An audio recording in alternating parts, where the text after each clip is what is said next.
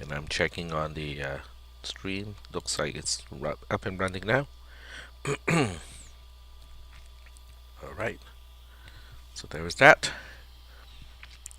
And what we'll do today, there's no official lab, so there's no lab that is going to be graded. So this is an ungraded assignment or ungraded lab. So depending on whether you want to work on it during the lab time or whether you want to work on it otherwise, hopefully sometime before the next class. It's not going to be graded, so that there's nothing to turn in. But nonetheless, I think this is going to be a useful exercise so that you guys can get used to how we propagate changes, how we track the propagation of changes in a circuit where it has kind of feedback pathways, so that one change can trigger some other changes, and then can go back to change a component that has just changed its state. So that's going to be what we'll be doing in today's lab. And we got 2 minutes left. So what we'll do is we're going to go back to the module here, and this is what the ungraded assignment is about. So you can see how the pathways are kind of interesting, going back and forth. And this one is really just a very, I would say, a more or less a light modification of the one that we're going to analyze today. So the one that we're going to analyze today is the one that we started in terms of drawing the circuit on last Thursday. So that would be the edge sensitive D flip-flop that we started last Thursday. That's right. And I got the circuit over on my tablet. So that's one good thing about using a tablet is I have basically a complete record of everything that I hand wrote or drawn in past classes. So that should be helpful. All right, so we got 50 more seconds to go.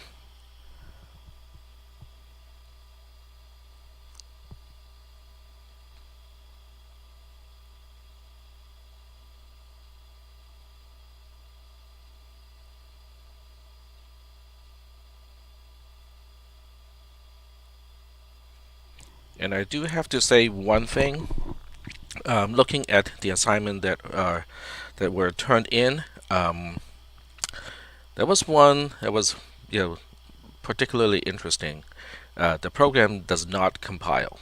Now, if the program doesn't compile and the code is kind of all over the place, I can kind of understand. It depends on how far we can take today's class. So if we have enough time today, I would like to get into the other components, including the RAM, the ROM, and all the other circuitries that we need in order to create the processor. So I can even give you guys kind of a look of what the processor looks like, because that's what we're getting into now.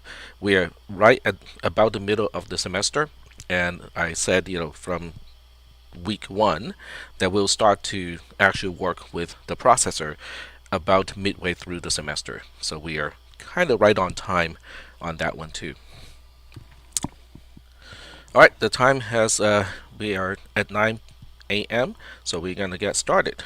All right, so this is the circuitry, and the idea of an edge sensitive D flip-flop and the way it's different from a level sensitive D flip-flop is this one will only mirror whatever data has to the output pin Q when the clock pin has a rising edge.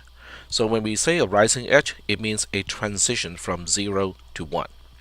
So this means as long as the clock is in a steady state, as long as it's a 0 constantly, you can change the data pin all you want, and it's not going to affect anything. It's not going to affect the Q pin of the entire circuitry. If the clock pin is transitioned, then during the transition itself, the data state is going to be copied to the Q pin over here. But once it has made the transition, once clock becomes a 1, then it becomes insensitive to the data pin again. So at that point, you can change the data pin all you want, and the Q pin will remain the same. So that is the general behavior of a edge-sensitive D flip-flop. So what we'll do today, the notes actually has a bit of analysis already written, but it's all in text. So it's a little bit kind of heavy duty in terms of reading, and there are no pictures. Okay, so for those of you who are visual learners, you can still fix the problem, because all you have to do is to draw the picture yourself and then kind of track the changes. So, but that's also what I'll be doing today, and I'm going to go with what is displayed here. So we'll basically start with a clock pin being a 0, the data pin being also 0, and then we'll have a transition of the clock pin to a 1 while the data pin remains as a 0. So we'll start with this particular example, and we'll do it in a graphical manner. So let me see if there are any questions before I proceed with the analysis of the propagation of changes. Alrighty, I don't see any questions. Alright, so if there are no questions, what I'll do is I'm going to make a copy of this circuitry before it is labeled. So that makes it easier for me to make changes later on and restart from the beginning. So that's what I'll do now. And we make a copy. And the copy is the one that we're going to work with on this page. And we'll move it down. And let's see. That would be good. Alright.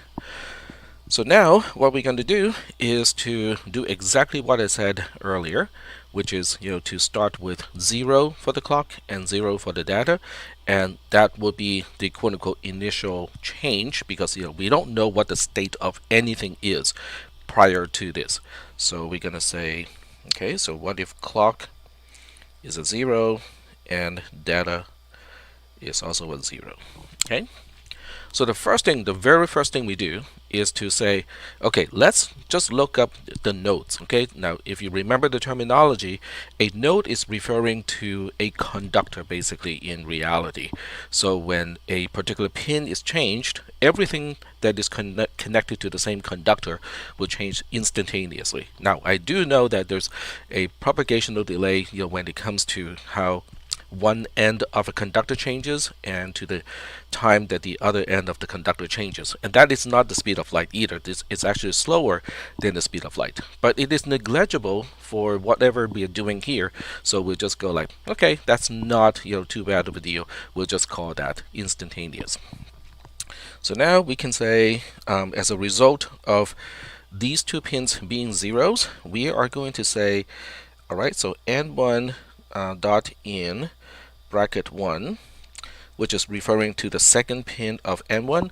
N1 is a NAND gate, but it has 3 inputs instead of the usual 2 inputs. Okay, but it doesn't really change the behavior of the NAND gate. It is still negated AND. So that will make this one also 0. But we can also see how the clock pin is also going to the SR latch. In fact, it goes to the R pin of that. So we're going to say S dot R is also going to be a 0, and that should complete the propagation of this particular node here. Now we look at data. Now the data pin doesn't go to a lot of places by itself. It only goes to one single place by itself, which is the second input pin of N2. So now we can say N2 dot in bracket 1 is also going to be a 0. So all of these are going to be instantaneous. So I just make one block of it. So now the question is, knowing all of these things, what are we going to be able to determine? Or in some cases, if we cannot determine anything, then we just have to say, there's nothing we can determine after this. And that becomes the end of the analysis. But in this case, because N1 and N2 are both NAND gates, and one thing about the NAND gate is if at least one input is a 0, then the output is guaranteed to be a 1. So after a propagational delay time, so I'm going to say propagational delay here, then we will observe the output of N1 to become a 1. Okay, so we'll say n1.out becomes a 1, and here we'll also say because n1 dot in bracket 1 is a 0. And okay, so that's great. But at the same time, N2 is kind of in the same boat because N2 is also a NAND gate, and we know that at least one of the input pins of N2 is also a 0.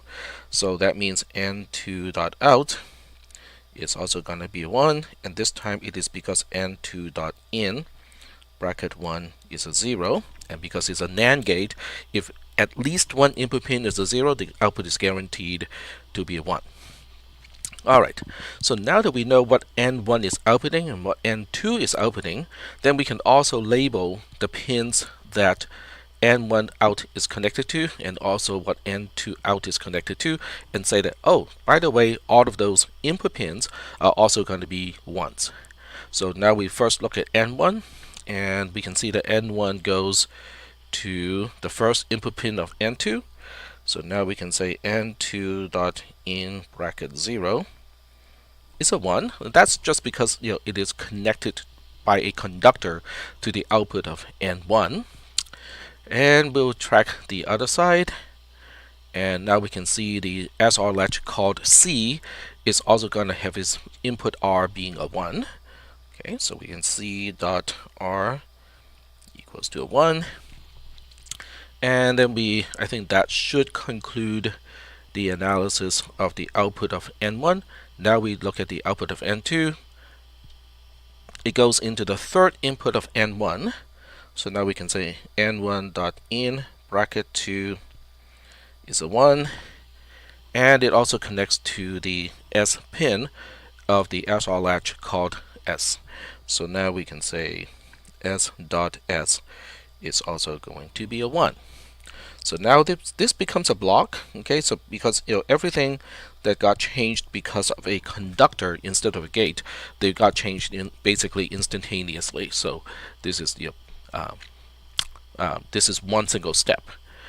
All right, so we got some changes, right? Because now we can see that N1, we have now determined the state of one more pin of N1. But guess what? That is not going to change the output of N1 because it doesn't change the fact that we have at least one input of N1 being a 0. So N1 is going to continue to output a 1. Not a problem. N2 is also going to continue to output a 1 because the data pin is still a 0. So those two are maintaining their states.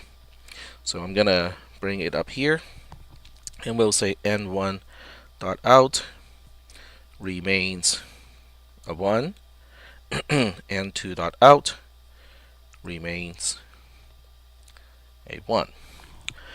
But we also know that some of the input pins of the SR latch S and the SR latch C also are now determined.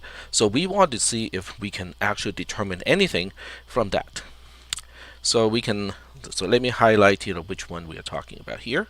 So for the SR latch C, which is this one over here, we can see the R pin is now a 0. We don't really know what the S pin is because the S pin is here. But just because the R pin is a 0, we know one thing for sure. Okay, so I'm gonna write out here. So we can now say C dot blah equals to blah because C dot R is a 0. So I'm going to let you figure this part out. Okay, fill in the blanks.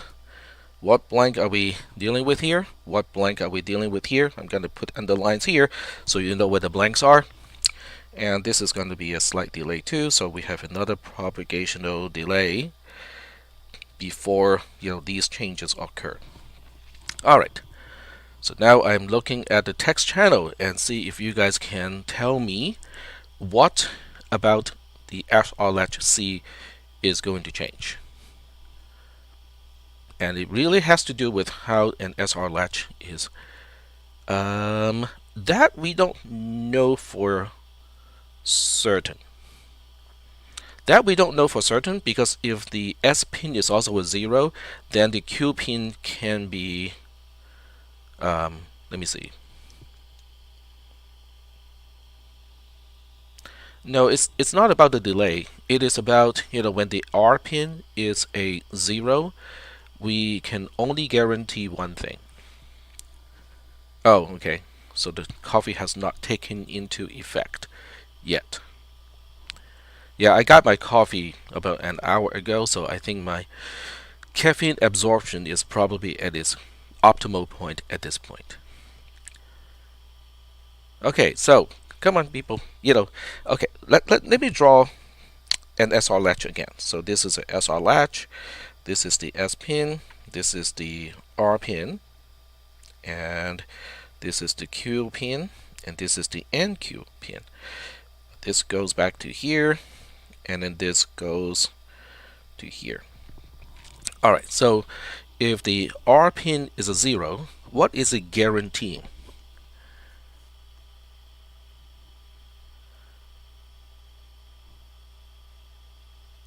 So if this pin of the SR latch is a 0, what is guaranteed?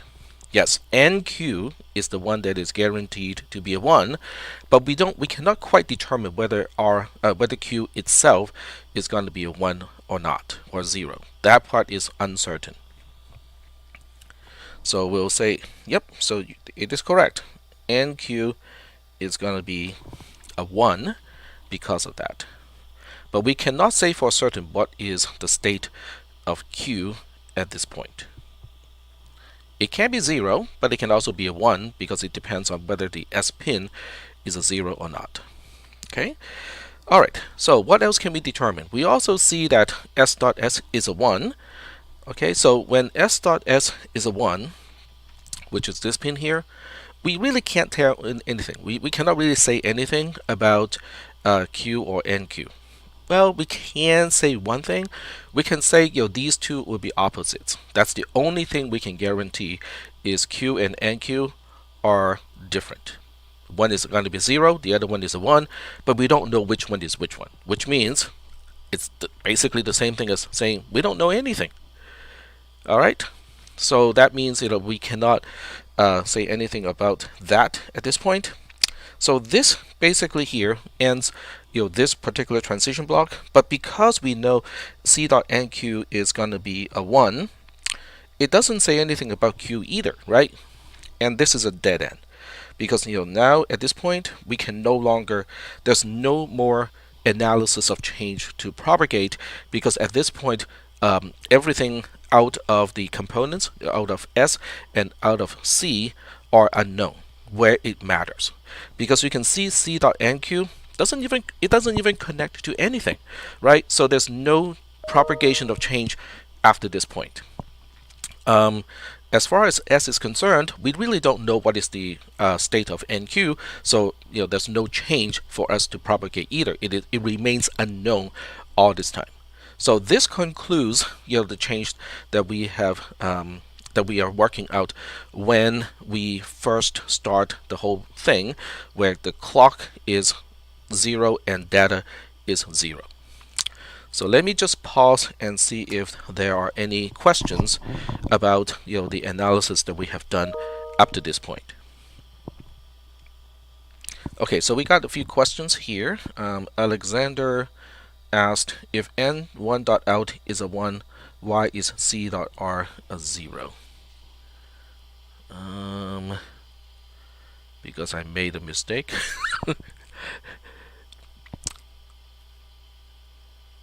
Oh yeah, that's my bad, I think, because n1.out remains as a 1.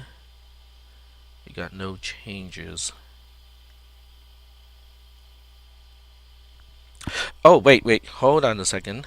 Okay, so c.r gets a 0 from here. So I made a mistake earlier.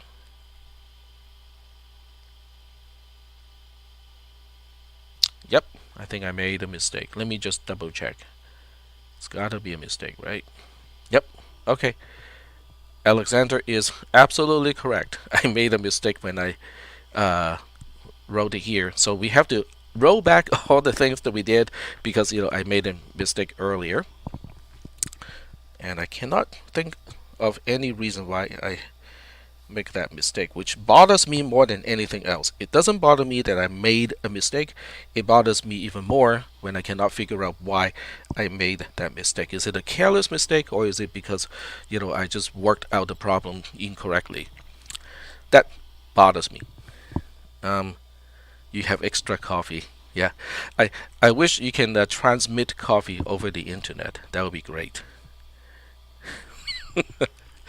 All right, so let me just roll back all the way here, and C.R connects to N1.out, and N1.out is certainly a 1 at this point. And as a result, C.R is going to be a 1. Oops, wrong tool. There we go. It's going to be a 1. So thank you, Alexander, for detecting my mistake. And as I said, it bothers me that it doesn't bother me as much that I made a mistake. It bothers me that I don't know why I made that mistake. So I have to kind of go back to the earlier recording, when I said C.R is a 0. I have to listen to how I explained that. It is entirely possible that I said C.R should be a 1, and then I wrote down 0. That is entirely possible, but I cannot remember which way it was. So I'm going to have to go back and debug my own thought process later on. All right. Okay, cool. All right, so now that I fixed that problem, this is actually the end of the analysis, because only knowing that C.R is a 1 doesn't really tell me anything about Q or NQ of the SR latch C. And only knowing S.S is a 1, once again, does not tell me anything about Q or NQ. So we are kind of stuck here. There are no more changes that we can propagate because the output of S and C remain unknown at this point. And that should be consistent with the text in the module. So if I just double check here, it maintains its state, and C.R is a 1, C.S is a 1 too. S.R is a 0.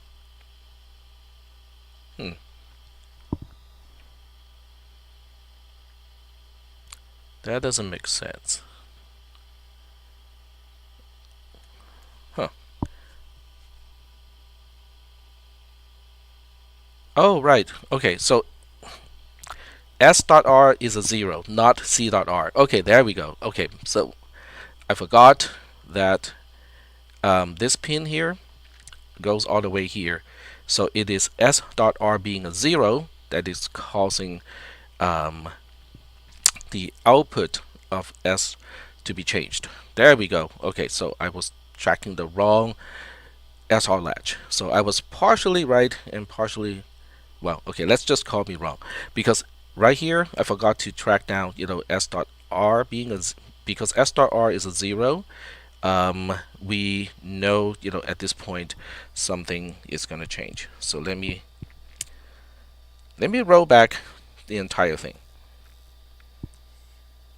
Okay, there we go. All right, so I'm going to roll back the whole thing here and then redo the whole thing. All right, so let's redo the whole thing.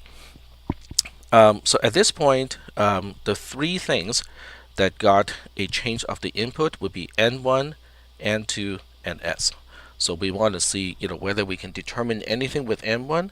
N1.out is a 1 because N1.in bracket 1 is a 0. Okay, so that one is good. N2.out is also a 1 because N2.in also bracket 1 is a 0. So that one is good too. But we also know that S.R is a 0.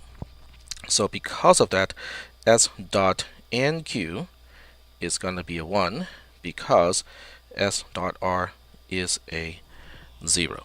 Now that makes sense. Okay. Yes. So at this point, we don't know what is S.S because S.S is the output of N2, and we have just updated N2 at this point. So now we take the output of these things and then we because they're connected by a conductor, so now we can say s dot s is a 0. Let me see. No, it's a 1. S dot s is a 1 because it connects to the output of one of the pins that we have just determined. So s dot s is right here, and you can track it to be the output of N2, and the output of N2 has just updated, in this particular state. So we'll say s dot s is the same as N2 dot out. But at this point, we cannot determine the actual output of the Q and the NQ because we have just changed s dot s at this point from what it was before, which is unknown. So that's why we cannot determine it. At this point, we don't know what is s dot q at this point. We just know what is s dot nq. All right, and C, on the other hand, would be completely unknown. Actually, that is not true either because n1.out connects to c.r. Okay, so we can say c.r is a 1 because c.r is connected by a node to n1.out. There we go. Okay, so now this is the second state, and now we transition to the third state. And in the text channel, there's n2.out connects to both n1.in and s.s. So n2.out is here. It does go to the third input pin of n1 as well as s.s. So Matty is correct in the text channel. And that is taken into consideration here already because when we look at n2.out, oh, okay, I see. We can add that part, but it doesn't really change anything in the next state, but it is good to note it too. So we can also now say n2, I think it's n1 dot in, and that's going to be bracket 2 is a 1 because n1 dot in bracket 2 is connected to n2 dot out because they belong to the same node, the same conductor. There we go. Alright, so now we have several input pins being changed. So the input pins being changed would be this one, and also this one over here. So that means in the next state, after a certain delay, we want to see how those changes are going to impact the devices, the SR latch S, the SR latch C, and also the NAND gate N1. Alright, so now we take a look at that. So we look at, let's look at the SR latch S first. So as far as the SR latch S is concerned, both the input pin S and also the input pin R are now known because S.R was determined here. Okay, you cannot see the dot. There we go. So S.R was determined early on because that has to do with it being connected directly to the clock pin. And then S.S is determined here, but at this point we know S is 1 and R is a 0. So at this point we can determine both of the outputs of the SR latch S. So we already knew that S dot okay, this is a mistake here, forgot. It is no, NQ is a 1, and now we know Q is a 0.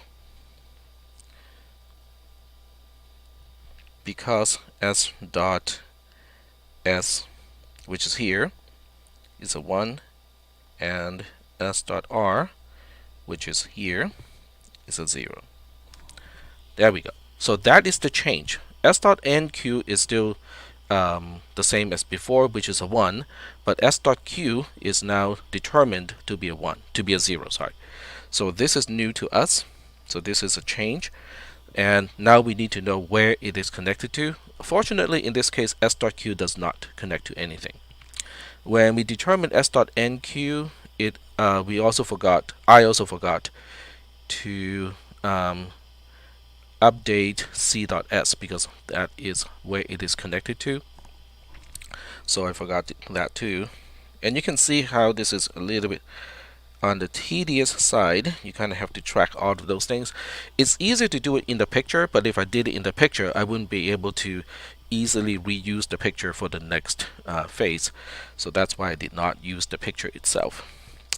So anyway, because we're tracking s.nq, s.nq becomes c.s. So now we can say c.s, oops, wrong tool. c.s is going to be the same as s.nq, which is a 1, because c.s should be the same as s.nq. Alright, there we go. And this is also a change. Okay. Now we want to see what else we can determine. So the SR latch S is now completely determined because we know both input pins to the SR latch S, and we also now determine both output pins of the SR latch S. The determination of S.Q doesn't really change anything because S.Q is an output pin that does not connect to anything. So that part is all done. Now we take a look at the SR latch C and see what we can say about it.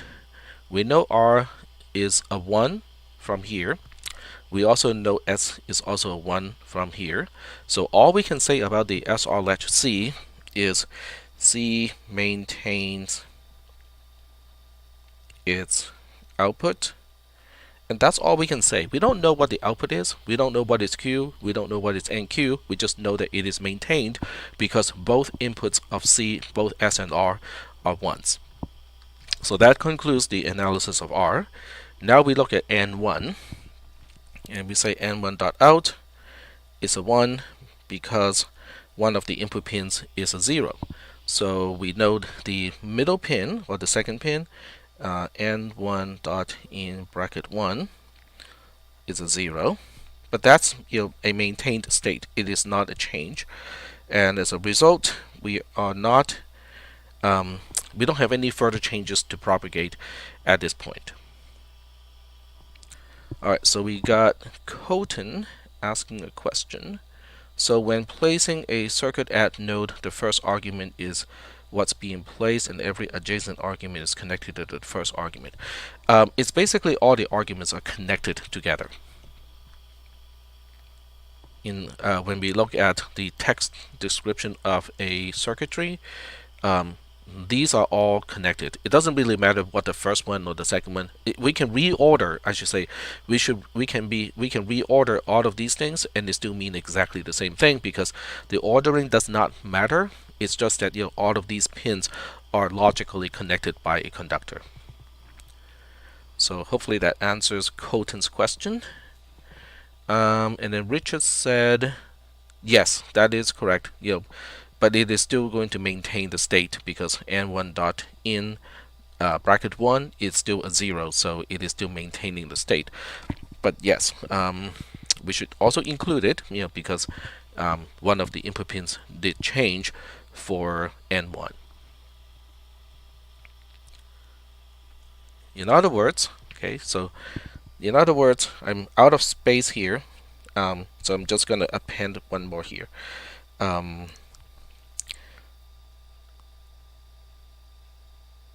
Because now we know N2.out is a 1, and N2.out being a 1 is going to the last pin here. Oh, you're talking about S.NQ. So when we determine S.NQ being a 1, that also changes N1 dot in bracket 0 being a 1, so that should be reflected here. So we say N1 dot in bracket 0 is a 1 because n1 dot in bracket 0 is physically connected to s dot nq. So that is one addition from Richard. And then Colton said, oh, so there would be a wire connected to all the elements of the new node to each other. That is correct. And that's how we drew this picture to begin with. All right. So now we are at a dead end because n1.out is not going to change, n2.out is also not going to change. And then s.q is determined. s.nq had been determined already earlier over here. And then C is just maintaining its state because both inputs of C are 1s. So that means we don't know what is the output. We just know that whatever it was is now maintained. All right. So are there any questions about this analysis? Okay. So now we're going to change the states. Okay. But before we change anything, it all looks good. Okay. Excellent. So my watch just buzzed me. So it's time to take row. And here we go. We're going to take row right now. And I have to go find my row taking browser screen.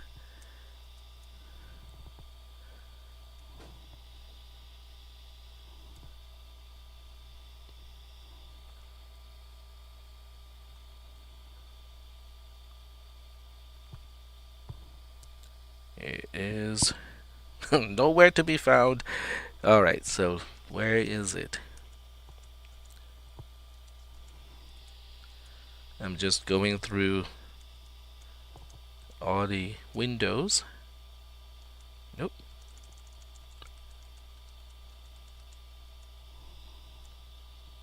Nope, that's not it. Okay, that's okay. I can still find it here. It's just a little bit further down. Today's row taking word is edgy. So it is EDGY. But I have to release it first so we can see it. So let me find that row taking activity right here. There we go. So now it should be visible to you, and you should be able to refresh and enter the word edgy. I am just double checking to make sure that that really is the answer. Pretty sure, but doesn't hurt to double check. Yep, it is definitely edgy because we're dealing with edge sensitive D flip-flops. There you go. Yes, you're first. I think Canvas can make a new feature of actually reflecting who was the first one to answer something and who's the second, and it will publish that too, right?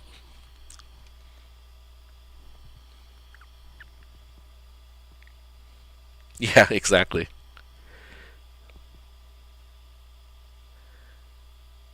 Zeroth. Okay, I like that.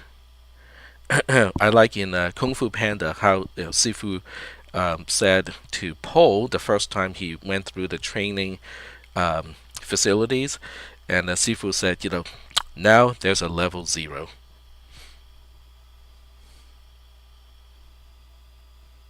That was a great movie. I mean, one of the best movies.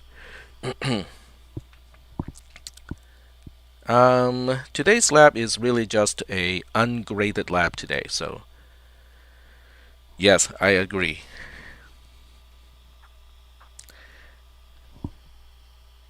And I think Lucy Liu played the snake, right? And I've been watching Elementary, the series, where Lucy Liu played Joan Watson. So that was a pretty good. That was a pretty good series too. I think she did. I think she played the voice of Snake, and Jackie Chan was the monkey.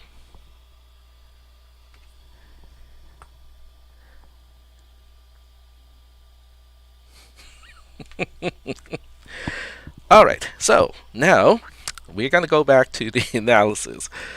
Yes, this is very tedious, and we're going to figure out a way to do this systematically. Okay, but right now we're just we're just doing it in a not so systematic way.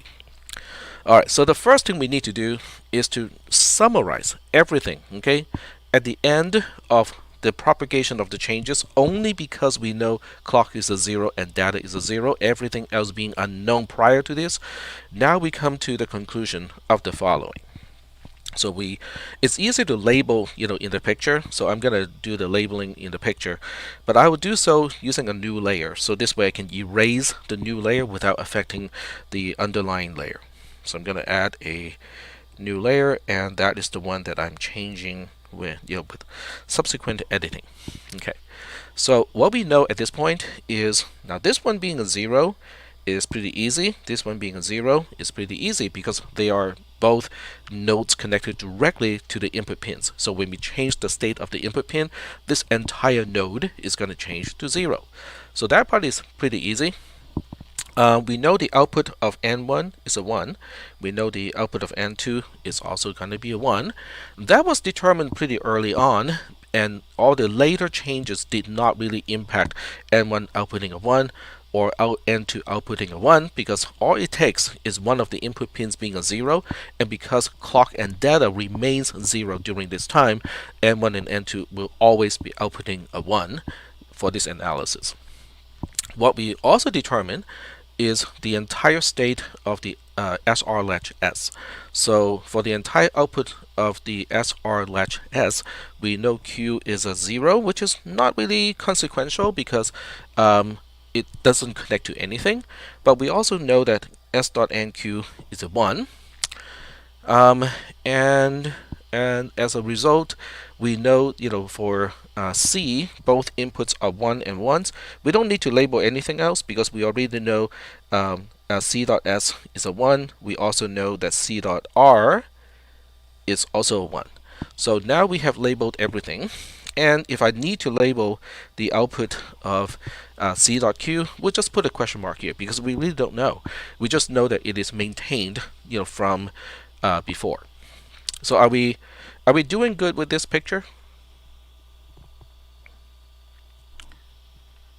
We good?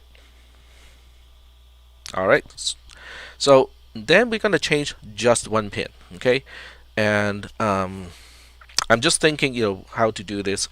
I suppose I can make a duplicate of this page, and then, because that might be easier, because this way we don't lose anything. Let's see. Yep, we have a duplicate feature, and now we can just click on the new page, which is a duplicate from the one before, which also means I can now erase anything I want on this page because it is just a copy of the one before. So let me first erase the analysis text here because we're going to change all of this stuff here. So all this is going, and I'm going to cross out what it was before and then change it to a 1 at this point. So the clock pin is the only one that changed from 0 to 1, at least initially. But we want to see what the effect is just by changing that one input pin from a 0 to a 1. So here we go, starting our analysis. So we say CLK is now a 1 instead of a 0. It was a 0 before. And as a result, we know N1 dot in bracket 1 is also going to be a 1 because they are connected, okay? Because CLK and N1 dot in bracket 1 are connected by a node. Okay, so what is this going to do, right? So that is basically all we can say at this point. Well, we also change S.R. Okay, so S.R is also changing from a 0 to a 1. So now we have to reflect that too. So we have to say S.R is also going to be a 1 because s dot r and n1 dot in bracket 1 are connected. They're basically the same node. And that's all we can tell, okay? Because at this point, data is not changed. Data remains as a 0, and as a result, n2 at this point of time is remaining unchanged. So this is one block of explanation. After a certain delay, we're going to take a look at all the components where the input has changed. And the only thing where the input has changed, well, I shouldn't say the only, there are two things where the inputs have changed. N1 has one of its input pin changed, and the SR latch S also has one of its input pins changed. So those two components we have to kind of analyze and go like, okay, what did the changes mean? How does it affect the output of the components N1 and the SR latch S? So now we look at n1.out and we say, what is it now? So this time we have to look at all three input pins to make sure that we know every single one of them.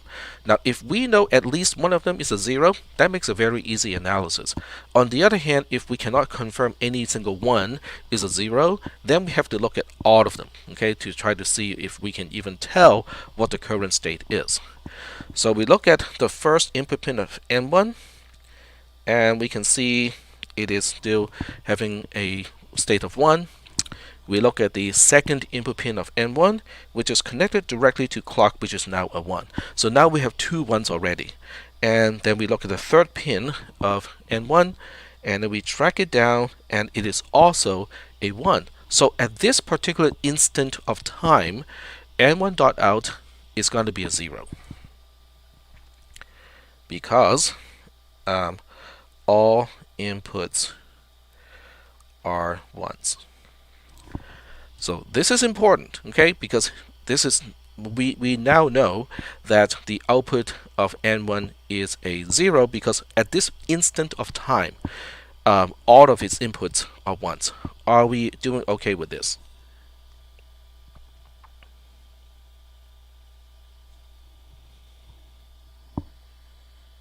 All right, excellent.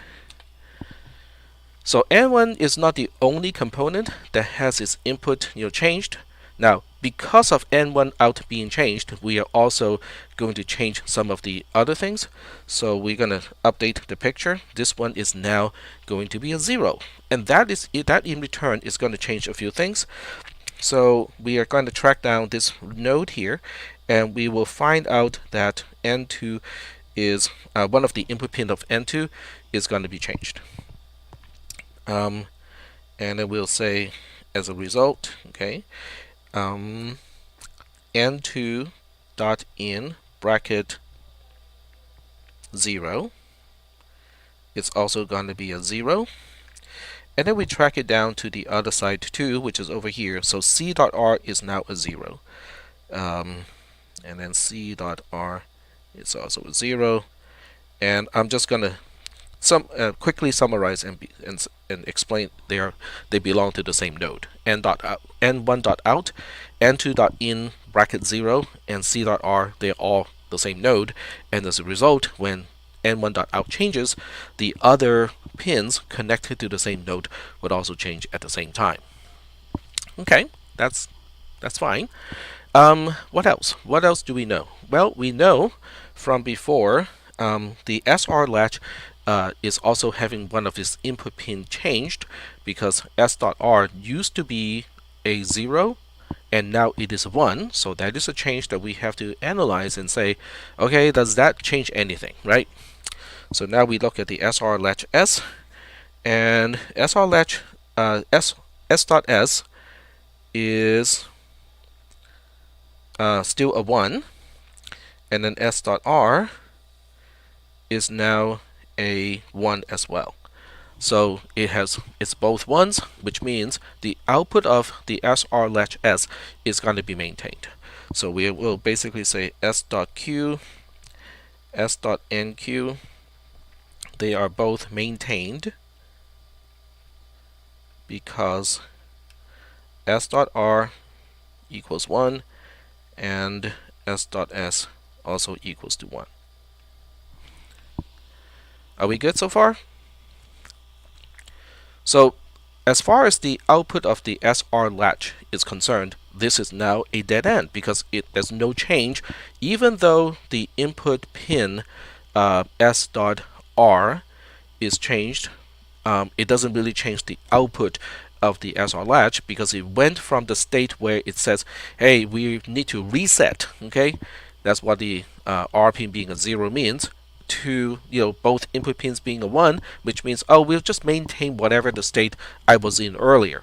So that means the output of the SR latch S is maintaining of Q is going to be a 0 and Q is going to be a 1. So that is now a dead end. But even though the SR latch S has hit a dead end, it doesn't mean that the analysis itself of this entire circuitry has hit a dead end. Okay, so as far as the analysis of the components is concerned, we have now concluded. But in the because we are changing the output of N1, that in return can potentially impact N2. It can also potentially impact SR latch C. So that means we have to look at those two components after a certain delay and ask, how are these two components going to be changed? So we're going to write out here. We know N2.out is important. We also know that C dot something can be important. C.q, C.nq can be important. So we're going to write out here. Okay, I'm just leaving out some blank area in case I need to propagate changes to someplace else. So now we want to determine what is N2.out. So what do you think is going to be N2.out at this point? N2.out is pretty easy to analyze because data is still a 0. Exactly. So Dalton is correct, John is correct, and so is Richard. Because, okay, so we'll say because N2 dot in bracket 1 is still a 0. So this one is not changing. Okay, so there's no change to propagate from here on, even though N2.out connects to all the other things, but that's already determined. Okay, all of those things are not changed, so there's no propagation of change in this case. So this is, I'm gonna point here and say it is maintained. Okay. So anything that is maintaining and not changing, we're not really that interested in it. So the next one is going to be C.q and C.nq because we want to see, we want to work out how the output of the SR latch C is going to change because one of its input got changed. The input that got changed is C.r. All right. So let's see what we know about the inputs to the SR latch C. We know C.s is a 1. We also know at this point C.r has changed from a 1 to a 0. And that should do something to the output pins. Now the output pins of the SR latch C used to be unknown. It is no longer unknown. Okay, because when the input pins of an SR latch, if one is a 1, the other one is a 0, that really determines the states of both of its outputs. So at this point, what do we know? I think Richard is already typing the answer, so I'm just gonna wait for him.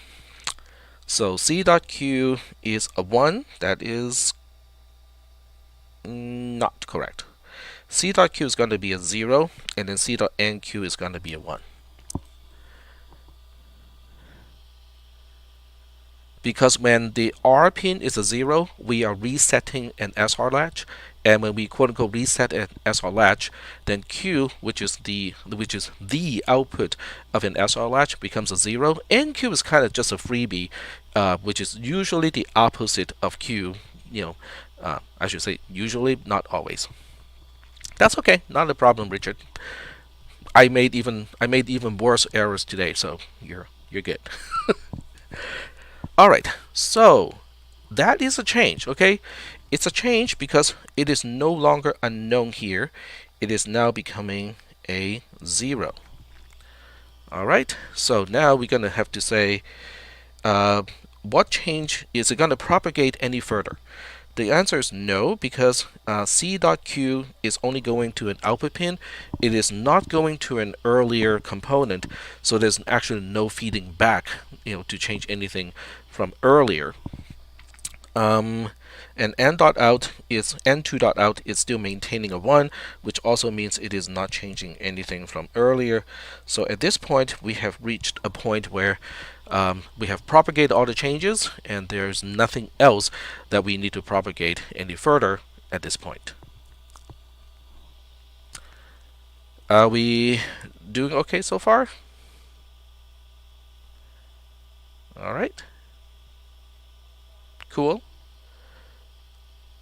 Now, do you guys remember that I said an edge-sensitive D flip-flop would only change its output, which in this case is this pin over here, so that it is the same as the data pin when the clock has a rising edge from 0 to 1.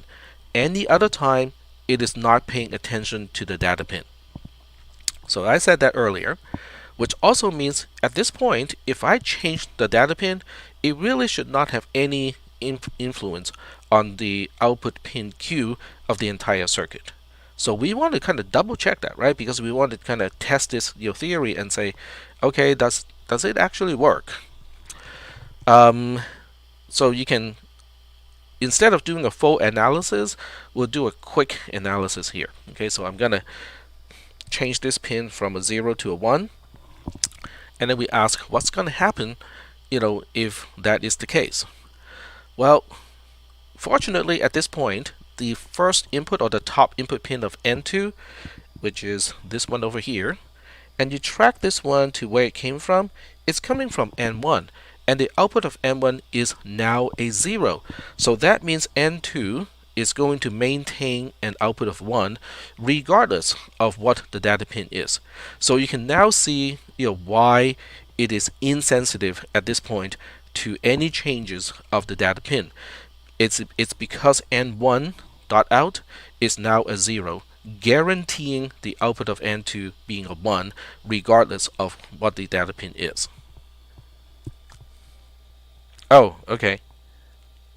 Yeah, so this is really kind of interesting as a circuit, because it is at the transition that it matters, and then after the transition, when the clock pin is a 1, at this point it's not going to have any more changes to the output pin Q, because no matter what your data pin is, N2 will continue to output a 1. And Matt is typing something. So that's one analysis, and I'm going to do another analysis of what if the clock is a 0 and then we change the data pin from a 0 to a 1. Okay, so we're going to go back to the previous page, which is this one here, and then we'll duplicate it, and this time we will change the data pin from a 0 to a 1 and find out whether that will cause any changes to the output pin Q. Alright, so Wes typed in the text channel, I was going to ask why we evaluated N1's output before looking at the input for N2. Oh, okay, I see. Okay, gotcha. Alright, so we're going to look at this page again, and we'll duplicate it one more time. Okay, so we're going to duplicate this page, and this is the new the copy of the page. Yes, so we click on this one, and this time we'll do another analysis. And the first thing I do is I'm going to erase all the analysis that we have done already, because we are assuming, oh, okay, I must have lifted my pen at some point. There we go. So this time we're going to say, what if we keep the clock at 0, and then we're going to change the data from 0 to 1. So now we say, okay, we'll change the data from a 0 to a 1. So in the picture, we change this from a 0 to a 1, and then we want to find out what's going to happen. Okay, so the most immediate change is n2 dot in bracket 1 is also going to be a 1 because they belong to the same node. Okay, and obviously n2 is a nope, I take it back. My bad. My bad. Because that's it. Okay, we are just nope. I was actually correct. In bracket 1 is a 1. Okay, that's correct because they are the same node.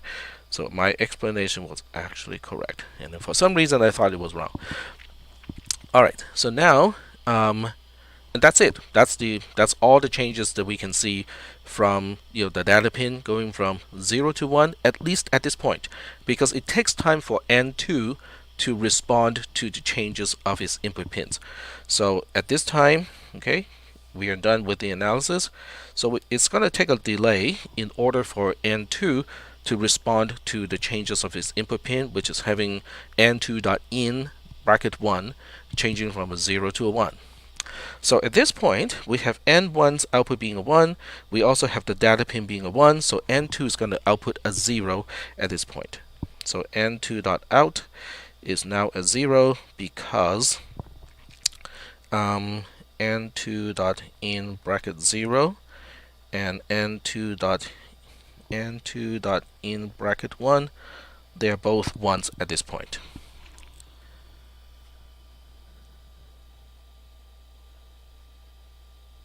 Yes, we are based on this is a copy from when both the clock and the data pin were 0. So we are basically working off of that particular state.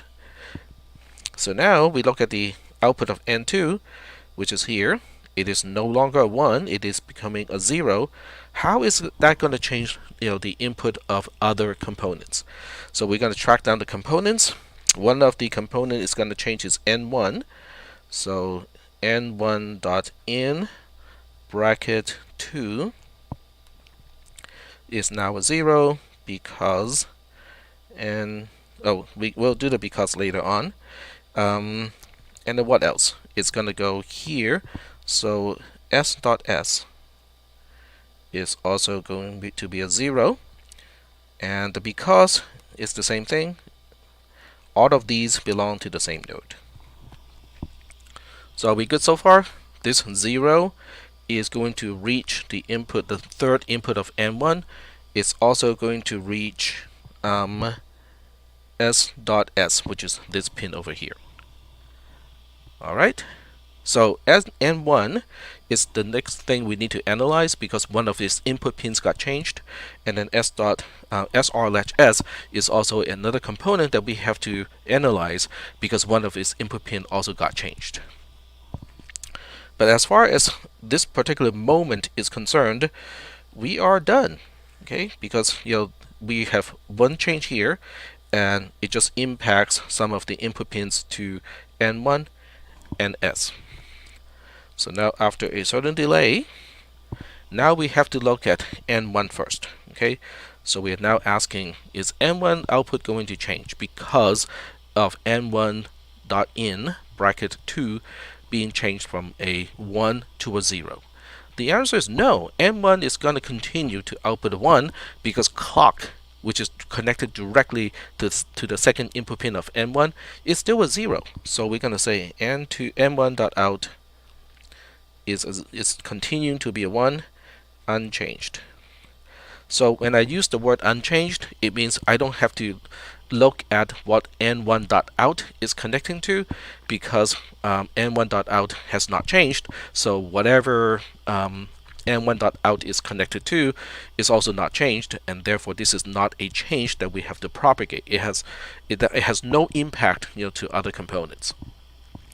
But what about the SR latch S? Okay, so now we have to take a look at the SR latch S. So we look at S.Q and S.NQ. Those are the two outputs of the SR latch S. But we have to find out what exactly is the current state of the SR latch S. And at this point, we can see that S.R is a 0, and then S.S is also a 0. Okay, let's track it down. This is S.R, and when we track the connector all the way back, it is still a 0 because it's connected directly to the clock pin. S.S is the one that got changed earlier because N2.out is now a 0. So this means at this point, S.Q is going to change to a 0, and this is a change. And then S.NQ is a 1, which is unchanged.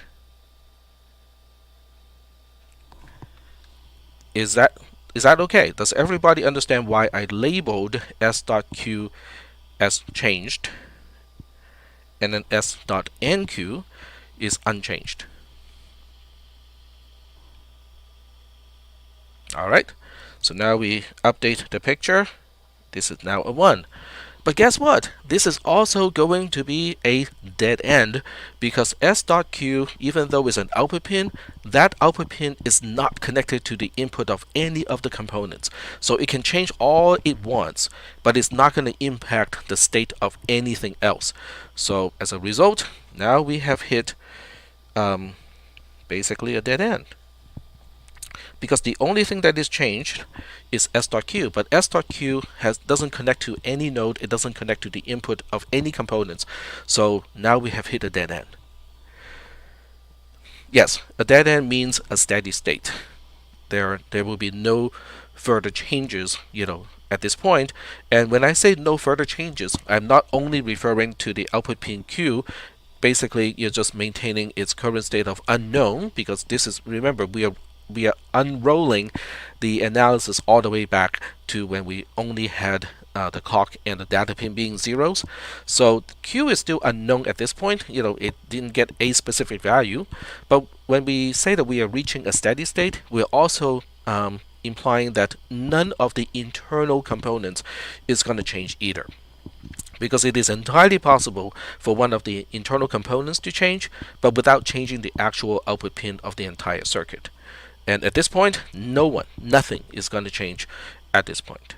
So we have just shown that when the clock is a 0, you can change the data pin from a 0 to a 1, and it doesn't do anything at all to the actual output pin of the entire circuit.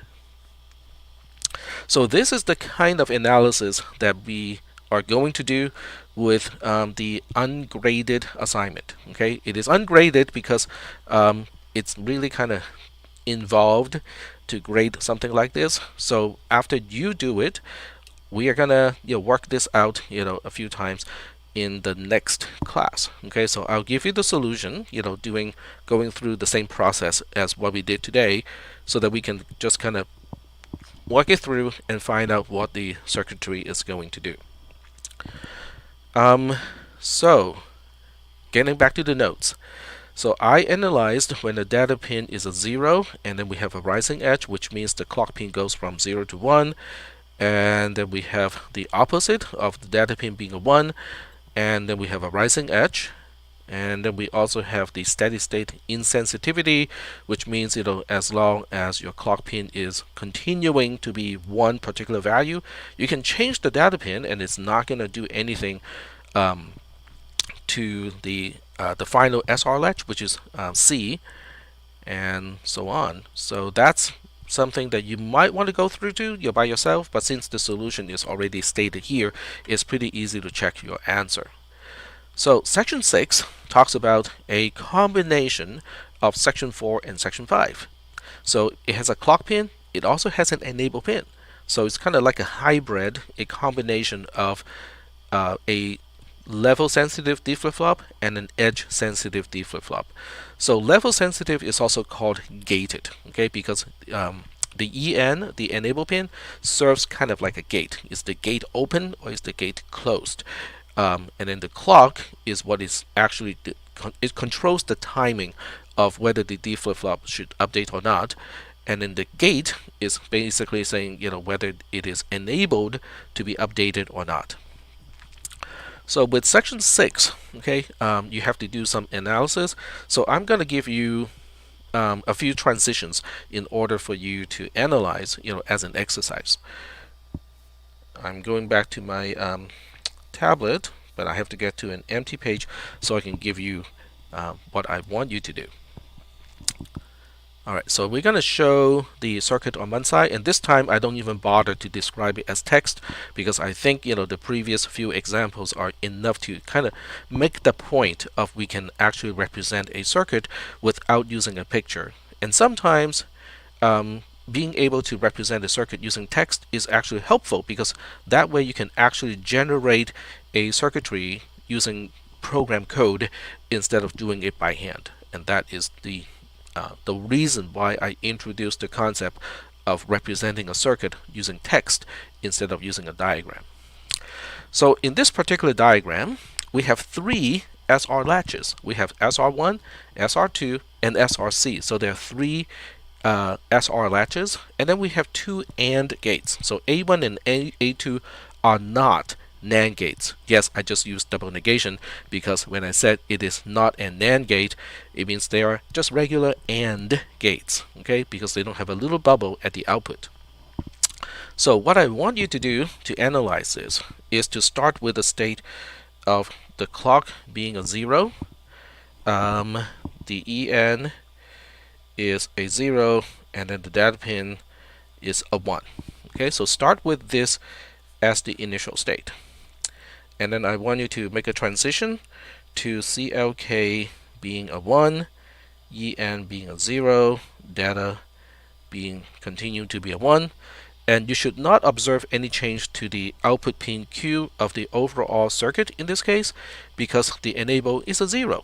Okay, the enable is supposed to be a gate. It's supposed to determine whether the device is actually even paying attention to the clock pin or not.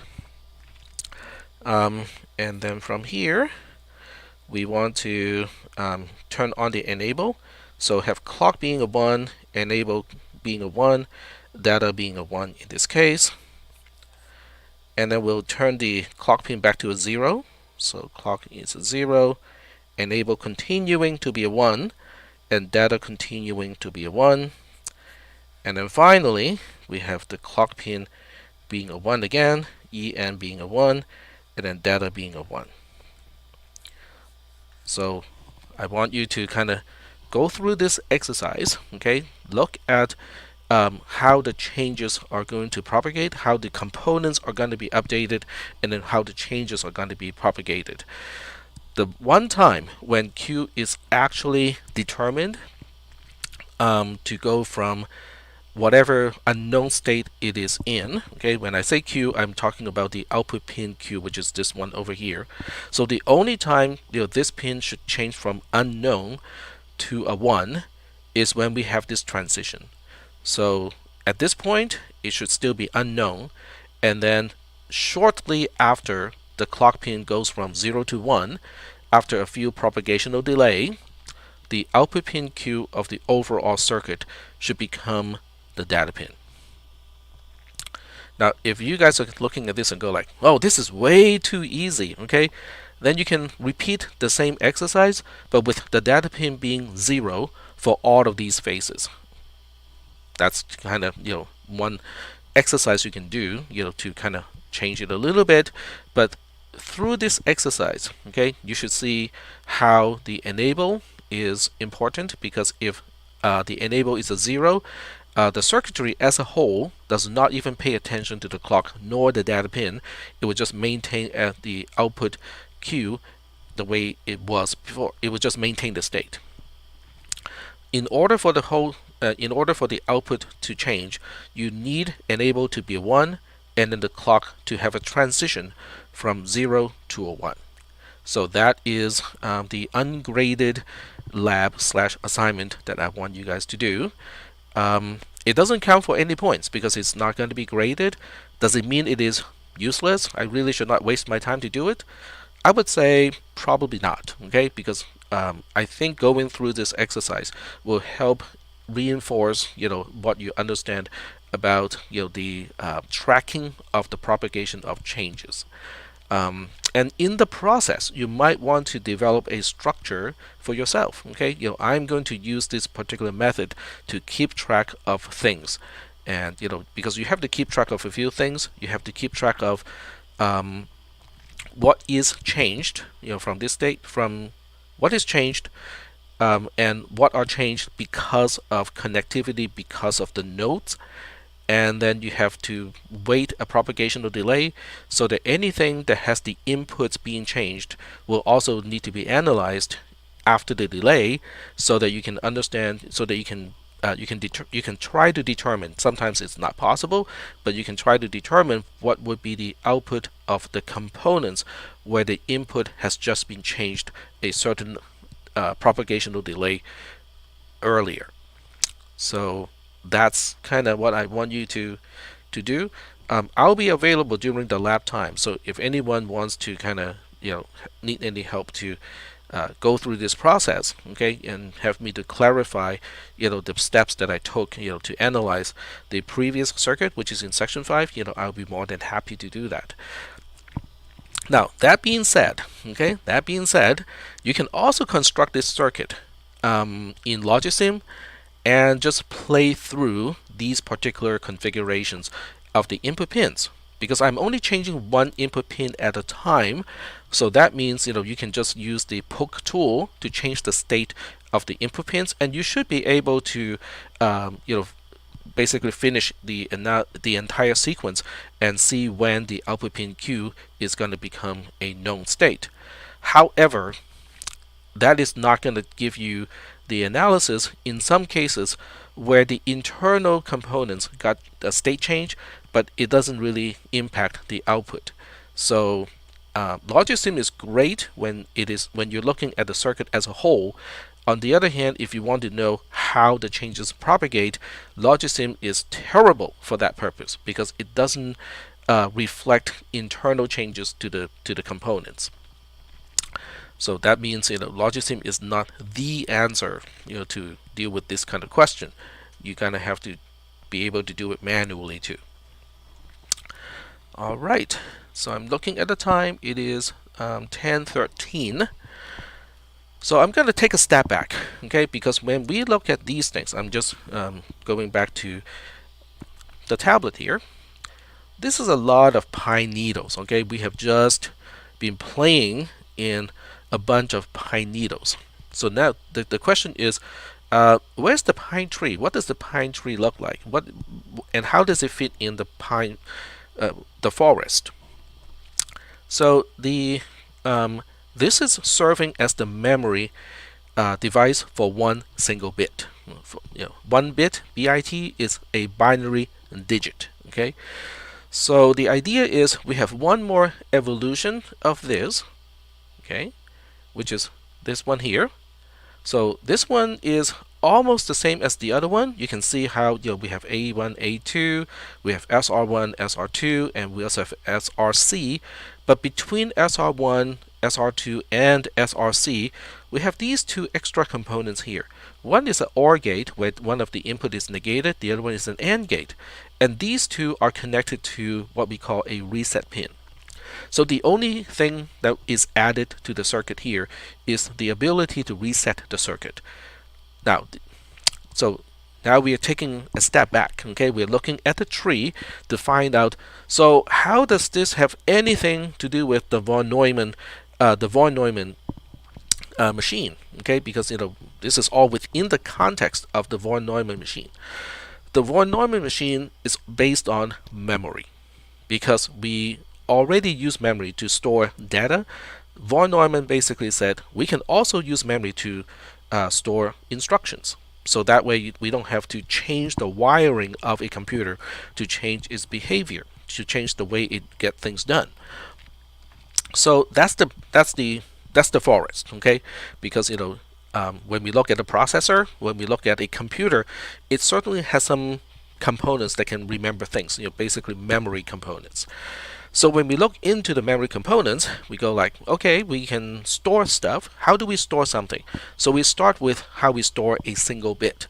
And what we see here in section 7, this is basically how we store a single bit, okay, a single binary digit. If you want to store a 0 or 1, this is how we do it.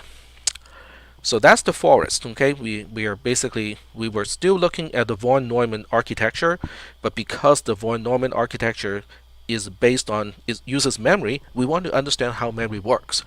So now we take a step into the forest and we now look at a single tree.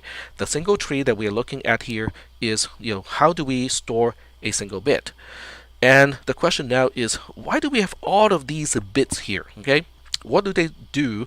Just if I ignore whatever is in between, okay, if you just look at the 4 input pins and the 1 single output pin and completely ignore the actual circuit inside, and then you can ask the question, why do we need all of these things here? So we'll start with the easy one. The easiest one is the data pin. The data pin is really important because that is the one thing to tell the circuitry what you want to remember. Okay, so if you want to give the data pin a different name, you can say what, W-H-A-T, what. All right. So the next thing is the reset. Okay, why do we need a reset pin?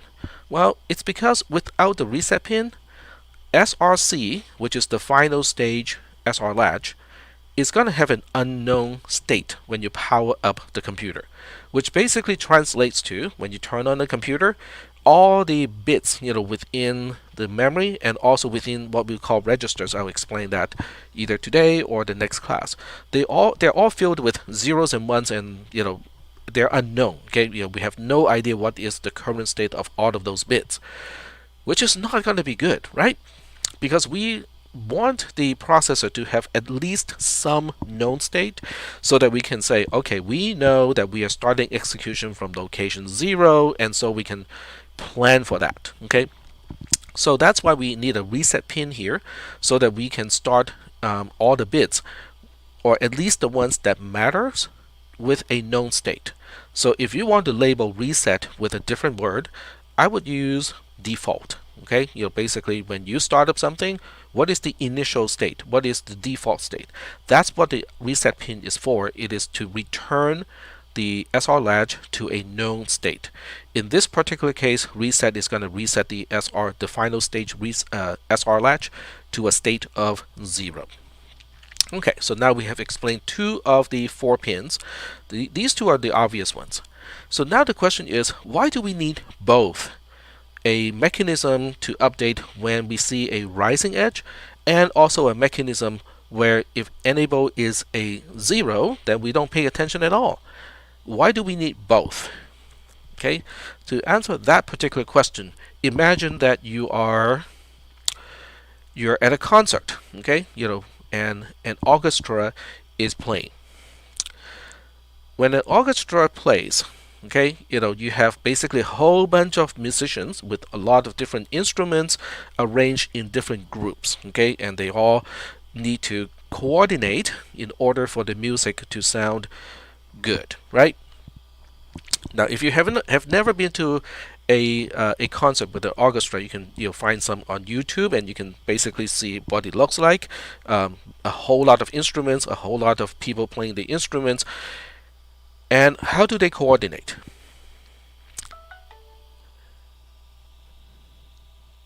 Do they just look at each other and go like, hey, I think you're going too slow. I think you're going too fast. No, we have a conductor. Very good. So what does the conductor do? Okay, I'm not even talking about a good conductor. I'm talking about a functional conductor. What is the purpose of a conductor? The conductor has a wind, yes. And what does the conductor do with that wind? And what purpose does that serve? It keeps the time. It keeps track of the tempo, okay, the time, the clock, okay. So when the conductor does something like this, okay, this is for 4 beats. So 1, 2, 3, 4, 1, 2. I'm not sure whether you can actually see in the video or not because the frame rate is a little bit slow. But basically, the movement of the wind is providing a time base to every player, so they can actually they know where each beat is going to be in the timeline.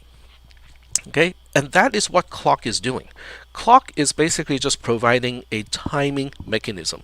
So this way we can say, hey, this particular D flip-flop and this particular D flip-flop, they should update at the same time, And this one should not update, but its output is going to go to that one when that one updates, and so on and so forth. Okay, so the clock is providing a timing. It is what we use to synchronize the components inside a processor, and generally speaking, inside a computer. So clock is for synchronization purposes. Then what about the EN? Okay, what about the enable pin? What is that equivalent to in a orchestra, playing a particular piece? The enable is telling which section of the orchestra to be. I need you to be quiet, and you guys, I need you to increase your volume. Okay, play a little bit harder, and in this part here, you need to go a little softer. That is what the EN is doing. Okay, the EN is basically saying which component can update and which component should not update.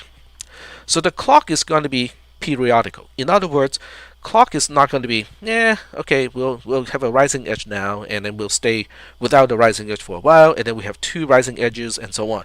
No, clock is just like a clock. It is like a pendulum. Okay, it keeps swinging at a particular frequency. It goes all the time. So it's always tick, tick, tick, tick, tick, tick, tick, tick. It's just providing a time base for synchronization purposes. So what is preventing all of the components to update all the time is the enable. So the coordination is coming from selectively enabling certain components in the computer and disabling other components, so that some things update at a certain time, other things update at a different time. But when they do update, we know exactly the timing of the update. That is why we have a clock and also an enable, because they serve different purposes. Clock is providing a synchronization timing base, and then the enable is telling which component you can update, and if enable is a 0, then the component should not update. Now, what we have not talked about is how do we connect the components inside the processor. That is actually relatively easy to explain once we are done with the memory devices. So I do have to get to section 8. I know we are running out of time, but since we don't really have an official lab, we can kind of borrow a little bit of time from the lab section. But I do want to finish this entire module because I think it's good for you to see the finished product here. So this is a register, okay, and each one of these boxes here, each one is a D flip-flop from section 7. So each one is a resettable, gated, and clocked D flip-flop. So, and you look at this and go like, okay, so how does this work? Okay, so you look at the connectivity. You look at the clock pin. So the overall circuit has one single clock pin, not one clock pin per D flip-flop. That's because we have a multi-drop topology here.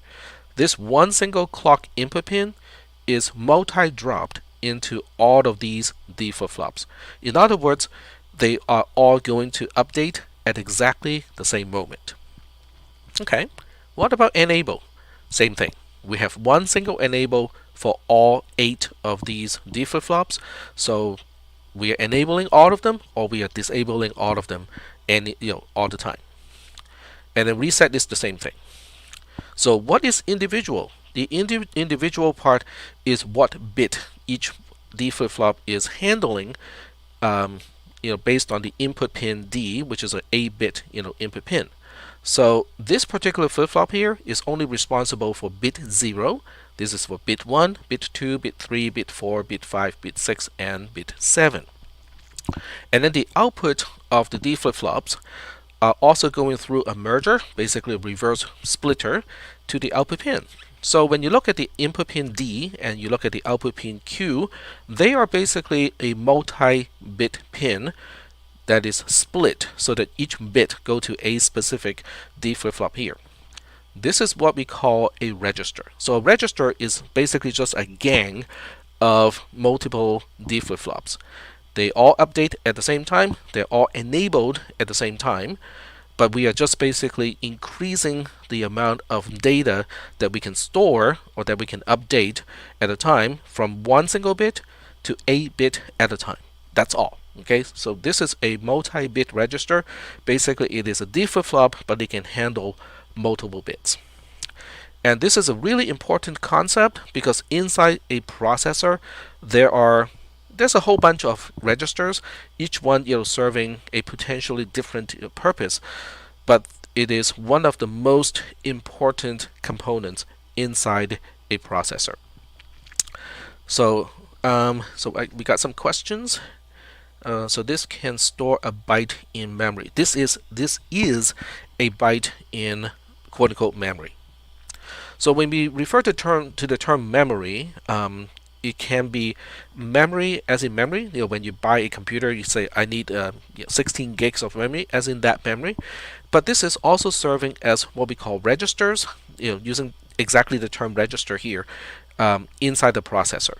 So those two are different things because one is basically just a huge, gigantic pool of bytes that you can change, and then the other one are much more specialized. The way we connect the registers, we interconnect the registers inside the processor, is what makes it, the processor. I know some of you are just dying to end the class. There's one more thing, okay? Just I promise this is going to be the last thing I'm going to show you. So what I'm showing you now is the processor itself. So I just want to give you an idea of what we are dealing with for the rest of the semester.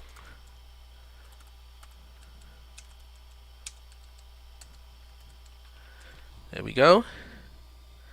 Well, I already answered that question earlier. The answer is sort of, because we're going to have an ungraded activity to do, which I think is kind of important, but some people may disagree with it, and that's okay with me.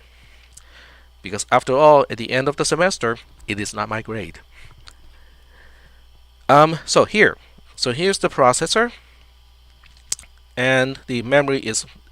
So this component here is basically the memory. This is what you, when you buy a computer and you say I want 16 gigs of RAM, it's this component here. So the components are not to scale, okay? Because the memory chip or the memory bank is usually physically the largest of the components, where the processor is just one single chip. Everything else, okay, other than this little thing here, everything else is the processor. So the reason why the processor looks so busy and looks so complicated is because it is not a monolithic kind of circuitry. Memory is kind of monolithic. Okay, it's basically if you ever look at the die, the actual silicon die of a memory chip, you will see patterns. It's just kind of like looking at the fields around the Sacramento area, okay, and it's just fields upon fields upon fields, but they're all rectangular in shape, they're all the same shape, they're all exactly the same geometry, and so on and so forth. That is the memory. But when you open up the processor, when you look at a single core, look at the silicon die of a single core, it's not regular. Okay, there's no such thing as a regular shape. Things kind of go into random, quote unquote, random places, and that's because we need specialized circuitry in order to make connections between the registers, and also there's an ALU, which is the most irregular in shape and pattern of all the components. Okay, so this is the ALU. Remember the carry look-ahead adder and the borrow look-ahead subtractor? Yes, how can you ever forget those things, right? So those things go into the ALU. Okay, the ALU contains circuitry to do actual computation. And then what you see, these things that look like little funnels, the trapezoids. The trapezoids are basically switches. Okay, they are capable of taking a single input and determine which one of the outputs the input should connect to, or the other way around. You have multiple inputs and one single output, and it can switch, okay, which one of the input should be the one that goes out the single output. So those are basically switches, which is in concept a very simple thing.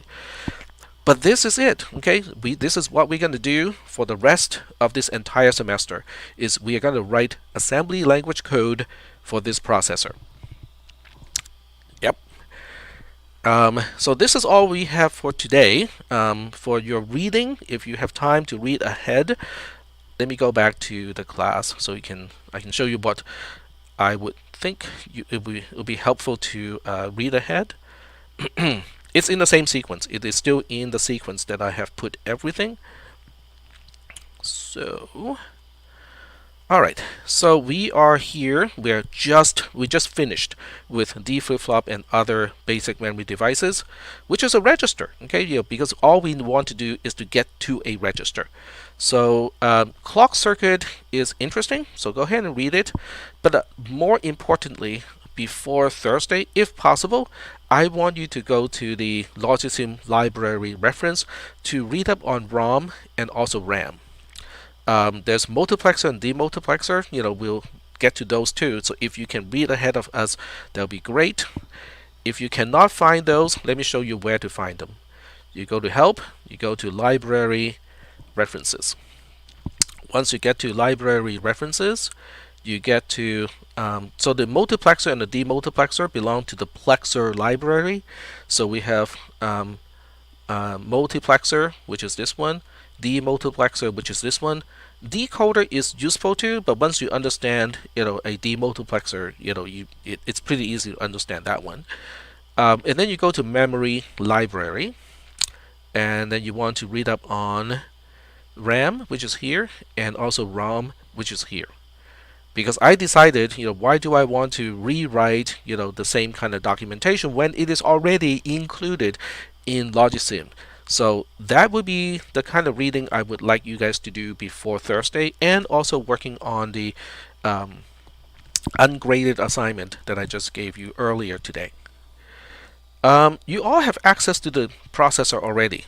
So for those of you who want to kind of but I want to deal with this, I want to read ahead and do stuff earlier. The way we run the processor is actually explained in one of the labs. I don't want to assign the lab today because I am pretty sure most people would have some difficulty because the concepts were not discussed yet. However, I can open it up so people who want to kind of play with it ahead of time, they will at least get the instructions to do so. So let me open it up, and don't worry, I'm not gonna assign the due date of today. So the due date is going to be on Thursday at least. But this will give people who want to kind of move a little bit ahead of the class to have a chance to play with it. I'm going to get rid of the access code, which is Johnny, coming from John von Neumann. So I'm going to remove that, and let me make it due, quote unquote, due on Thursday. So Thursday is October, today is the 12th, so it's going to be the 14th. 1:20 p.m. Okay. So this means most people do not need to worry about this, because on Thursday, hopefully I will get a chance to talk about the entire tool chain. But for people who want to go like, but I can do this by myself, I just want to get to it. Now you can get to it. There we go.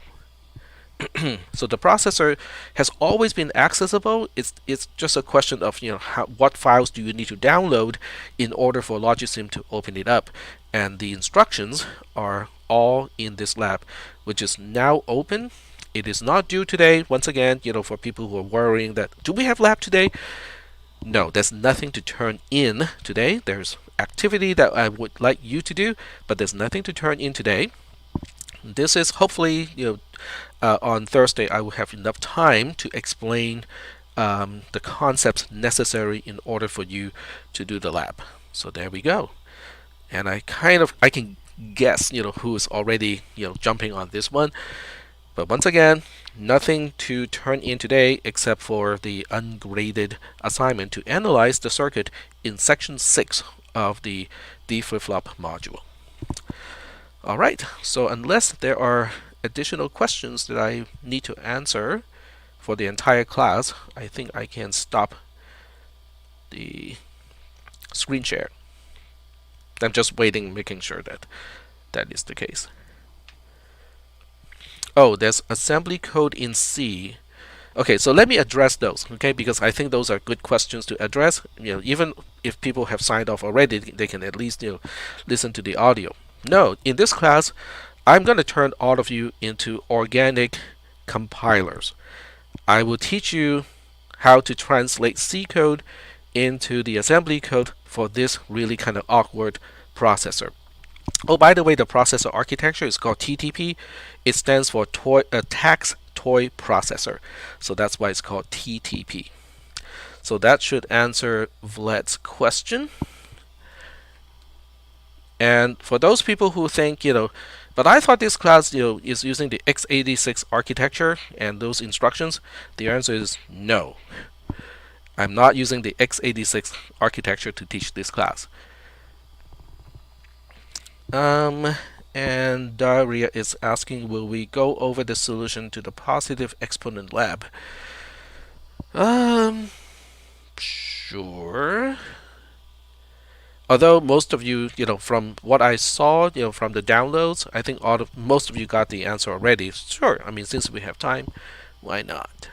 So let me go to online GDB and get back to my projects. Alright, so we're gonna continue to work on, oh, not this one.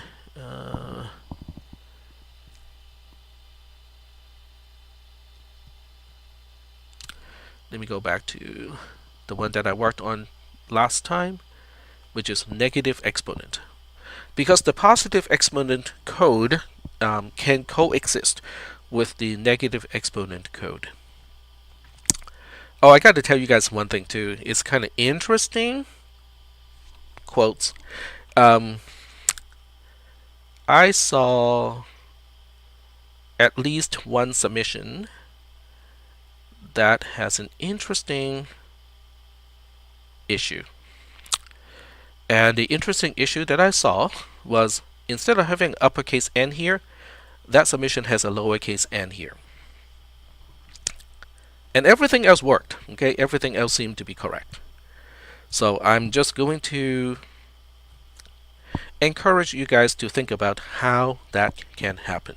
Because this is provided code. I mean, you don't even need to type this part of the program. I mean, it is already provided. And the rest of the program seemed correct. So how can we end up with a submission that has a lowercase n instead of an uppercase n over here? I will leave that to your deduction. So what we'll do now is to deal with the positive exponent code. So the positive exponent code, now this is also illustrating how I write programs. So I'm going to say, well, if the exponent remains positive, I am staying in this loop. So when I get out of the loop, EXP10 should be 0 or less. But it's not going to be less. Okay, it's just going to be 0, because to get into this loop, it has to be greater than 0. So if I only decrement EXP10 per outer loop iteration, that means I will get to 0 and then we'll get out of the loop. So now inside here somewhere, has to be a line that looks like this. We need to be able to decrement the exponent of 10, but in order to decrement the exponent of 10, we have to adjust the Mantissa. So the Mantissa has to be multiplied by 10 in order to maintain the same value. So I'm gonna stick at least just this much code first, okay, because that really kind of captures what we need to do. However, doing this may not be possible, okay, because the Mantissa may be so large already that if I multiply by 10 one more time, it's going to be outside of the range of what a unsigned 64-bit number can represent. So that becomes an issue. I better make sure there's room to multiply by 10 before we get to this code. So that's where we need some code here to say make room to multiply by 10. Okay? Alright, so in order to make room to multiply by 10, That means as long as the Mantissa is exceeding a certain value, I better be able to cut it down a little bit. Okay, so we're gonna say while Mantissa is too large. Oh, I just pressed the wrong key. We'll go ahead and cut it down. So now the question is, how are we going to cut it down? Well, we can divide it by 2, right? So because that's what we talked about in class, is we will basically just keep dividing it by 2 until it is not so large anymore. So now we say Pn points to Mantissa. And when we divide something, we want to do rounding to, so that means we have to add 1 first and then divide it by 2, because 1 is 1/2 of 2. So we have Pn dot points to Mantissa, the whole thing plus 1, and then divide it by 2.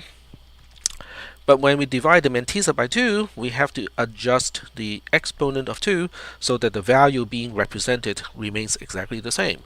So now we have to say Pn points to exp2, and this time we have to increment it because when we divide it by 2, it is the same as decrementing. So in order to maintain the same value, we have to increment the exponent of 2. And I think this probably is it. Oh, right, I have to change this. So when is the Mantissa too large?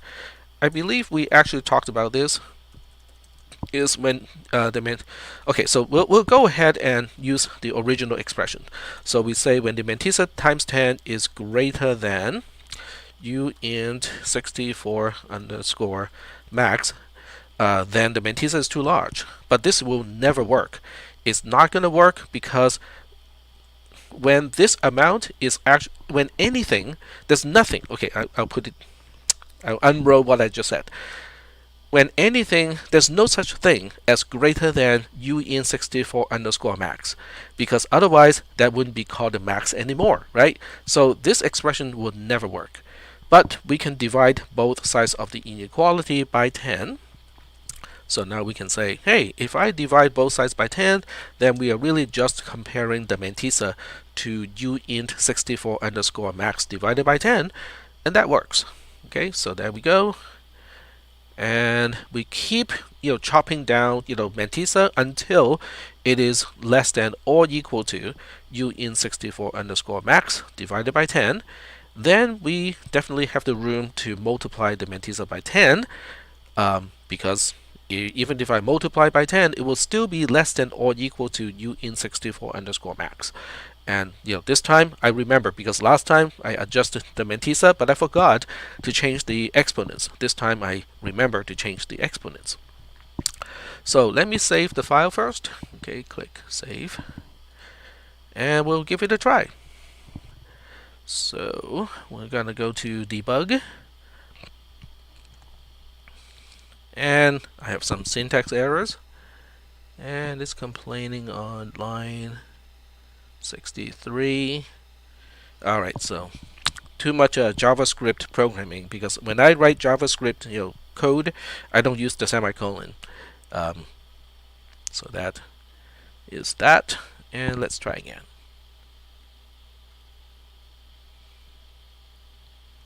There we go, and we're gonna run it with -n, and then we'll say let's do it with a really large exponent of 10, let's say 100. There we go. Oh, I forgot to set a breakpoint. Darn it. Okay, do it one more time.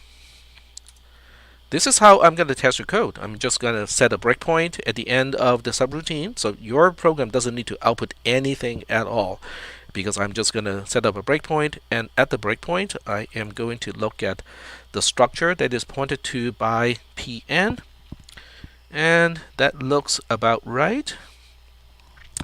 Okay, so once again, how do we check? Okay, does the output here meet all the criteria in the assignment? Okay, so we're gonna check it. So we'll go ahead and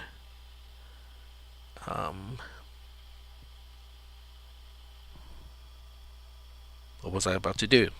Right, spreadsheet. So we go to Office, go to LibreOffice Calc, And then we'll put the spreadsheet here. Alright, so we're going to copy and paste a few values. Here's the Mantissa. Oh, right, I have a problem of copying it from here. Let me see if I can still do it. So here's copy. And let's see if we can actually paste it. Oh yeah, it does work. And then we have exp2. Right click, copy, and then paste it here. Alright, so we got two things that we have to check. One is bit 63 set, and then the second one is this particular Mantissa combined with this exponent of 2 actually representing the same value.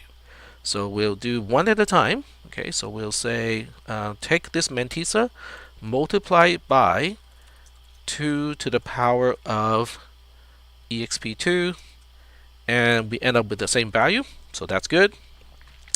And then the second thing is to check whether bit 63 is a 1 or not. There are a few easy ways to do it.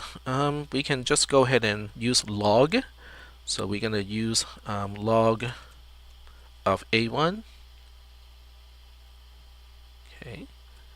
So we'll take log of A1 and divide it by log of 2. And it's 63 point something, which means bit 63 is a 1. So it has met both criteria, and that's the solution. There we go. Any questions about the solution to the positive exponent assignment?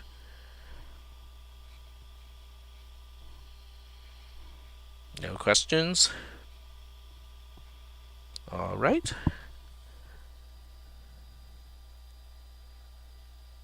Download the file for the lab. Which lab are we talking about? Are we talking about the lab that I released today, or are we talking about the TTP one? Oh, okay. I thought I changed that. Maybe I didn't save it. Okay, let me check.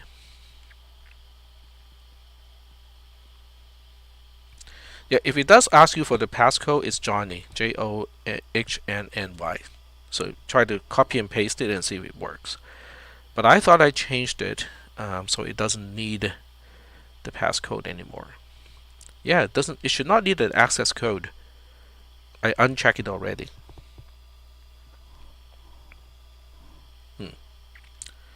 That is strange. So give it a try again and let me know if it doesn't work, because the requirement of an access code is already unchecked.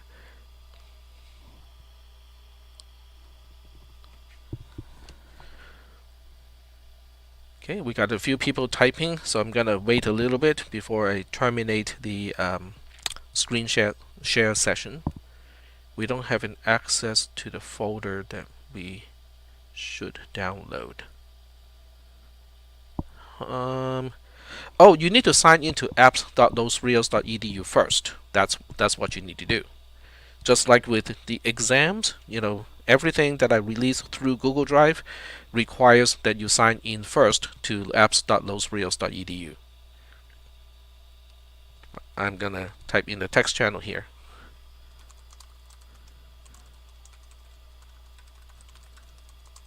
There we go.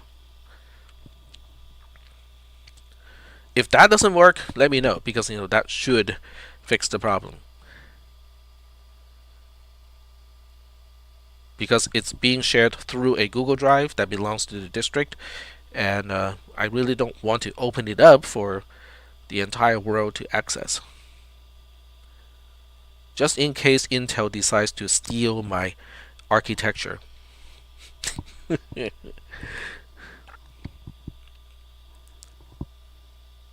That would be kind of funny. Alright, so I'm not seeing any additional questions.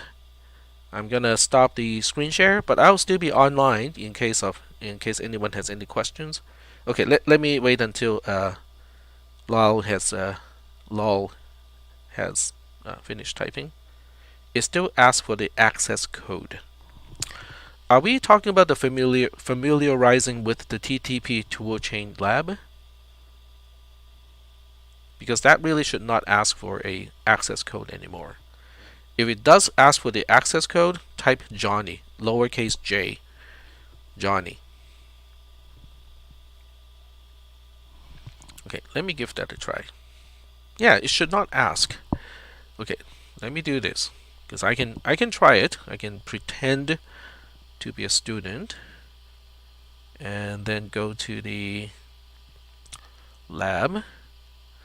Now please do not ask questions about the TTP toolchain quiz today because I'm planning to explain everything on Thursday.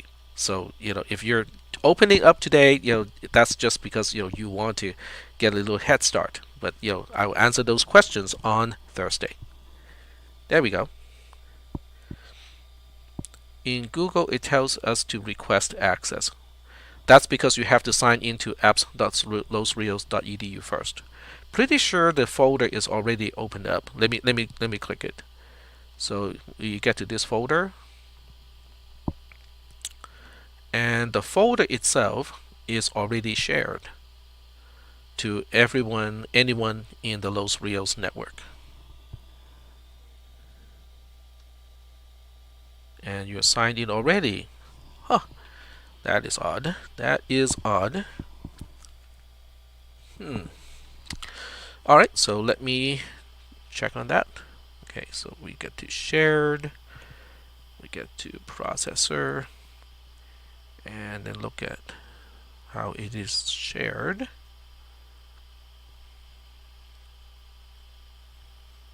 Alright, so the way it is right now is anyone on the internet with this link can view. So it's already as open as it can get. Huh. Alright, so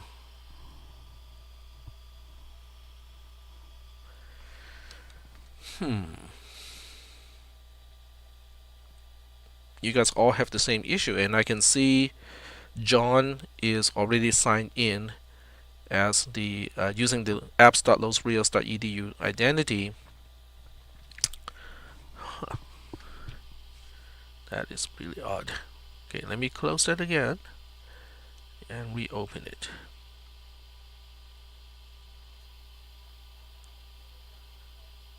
And it's getting here. And if I look at anything within this folder, it is already shared based on what I described earlier. So I'm not really quite sure why it is complaining, because right here,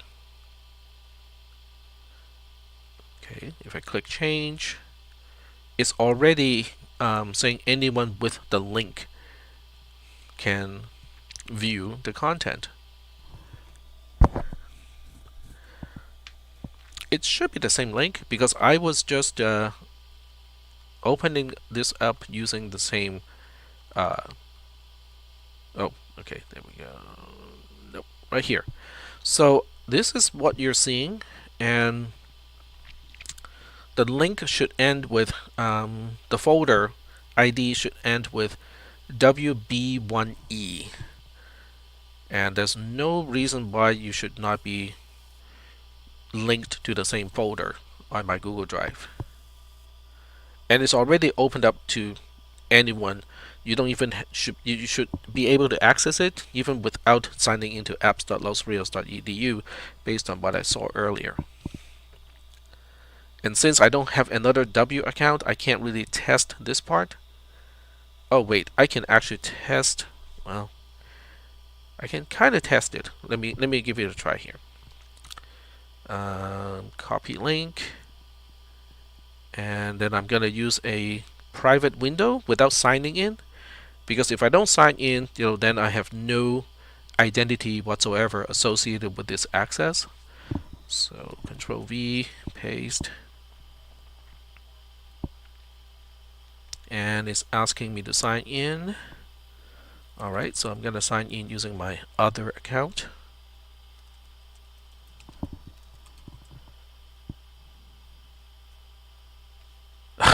Okay.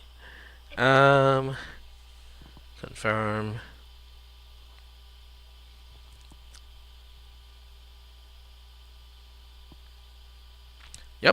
as you can see, I was able to get into the drive from my other account.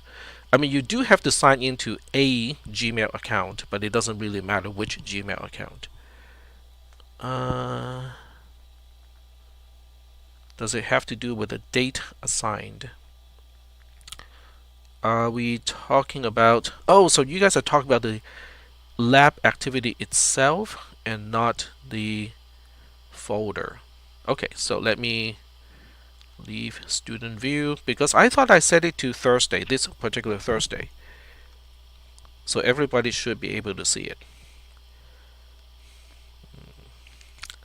Yep, I set it to October 14th, 2021 at 1:20 p.m. I did not specify available from, which I think by default is basically just saying it should be available from here on. All right.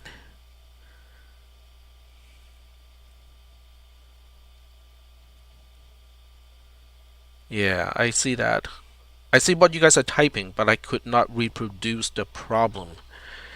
That is the mysterious part, is I can't reproduce the problem because I was using a private window, which means it's not associated with any session with a sign in, and I just signed into my other account, which has nothing to do with the school account, and I was able to do it. Oh, sure, I can do it here, just in case the link is the problem. Give me a second here. Alright, so we'll go for a preview. I don't think so. Because okay, copy link, and I'll paste it into the text channel. I don't think it should make a difference, but you can give it a try.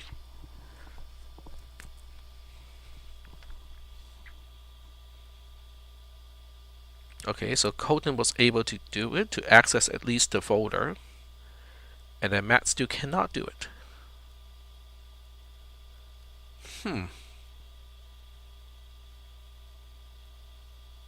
That is weird.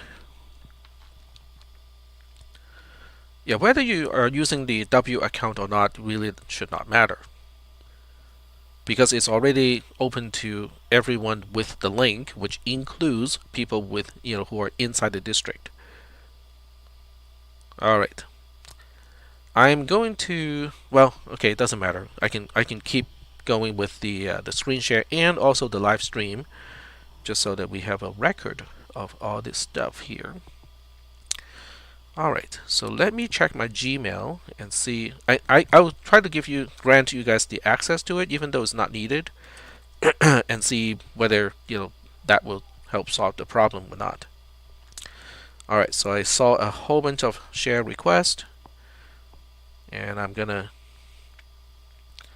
grant the access. It's being very slow right now. Alright, so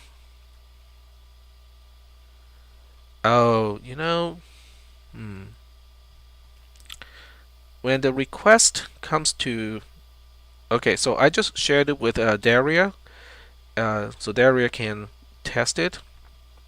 I'm gonna share with John next.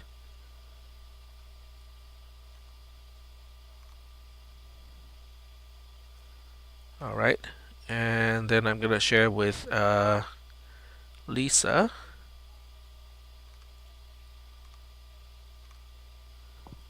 There we go.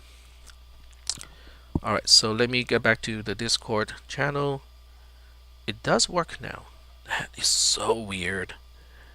I don't want to have to do this with every single person in class. That is just strange. Alright, so let me check the text channel. Now it works.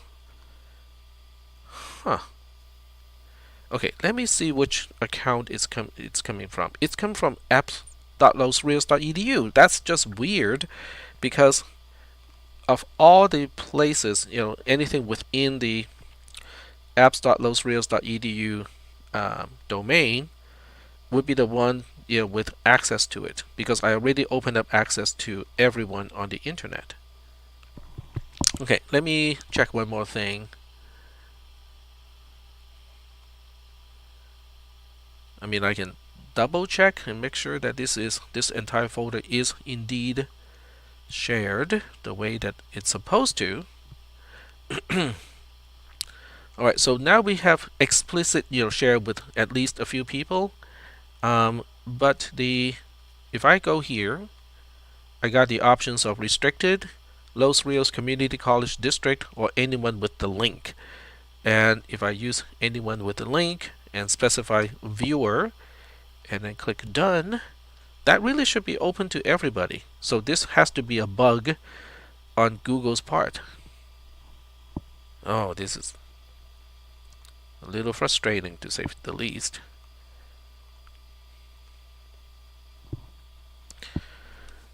Oh.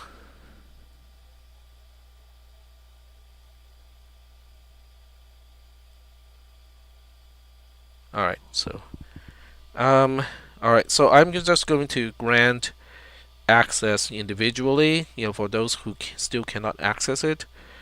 But it's just really weird that this is even needed. Oh, that's one thing. The district has just enabled two-factor authentication. It doesn't make sense, okay, that it would impact what we are doing here.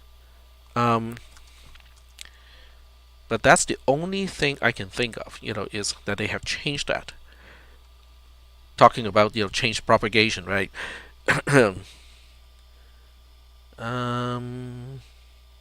Remove the share and share again. Okay, we can do that. So just bear with me. For those of you who are accessing it right now, I'm just going to remove the global share, and then I'll share again. Okay. So anyone with an explicit share should still be able to do it.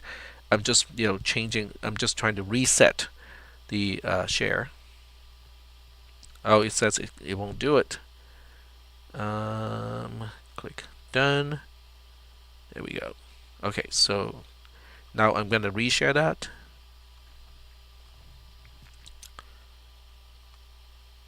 It's still the same, anyone with the link. When I try to reset it to restricted, okay, so now it's restricted. Now I go back to share, and then go to anyone with the link, and then done. Okay, so try again. If you still have not had access to it, give it another try now.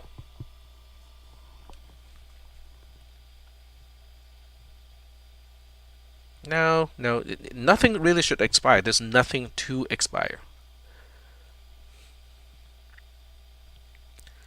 It's still a no. Huh. Okay, well, I'm gonna turn on those access one by one, which is gonna be a hassle. The class still has 50 plus students. Alright, so I think Google has finally achieved the Microsoft status back in the past.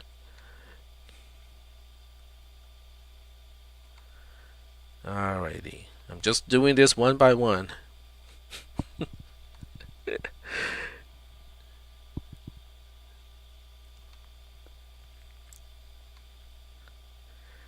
I have never had this problem before in the past. In past semesters, never had a problem with people not being able to access the folder. This is the first time. And the suspicious part is it coincides with the district turning on multi-factor authentication. It's just suspicious. I can't really think of a reason why it would matter. It's just a little weird. Alright, so let me get back to Discord and read some text from here. Okay, so it looks like it's working now, because some of the people who said it worked were not the ones given explicit access, so it looks like it is working now. But it's just weird. It is just strange. If they are plotting against me, then they're wasting their time.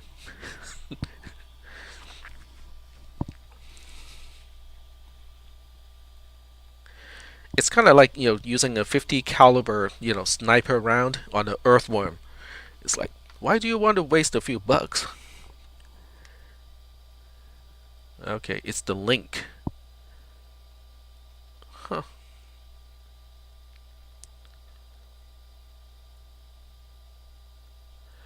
Oh, there's a resource key in the link that Lisa posted. The one that I posted.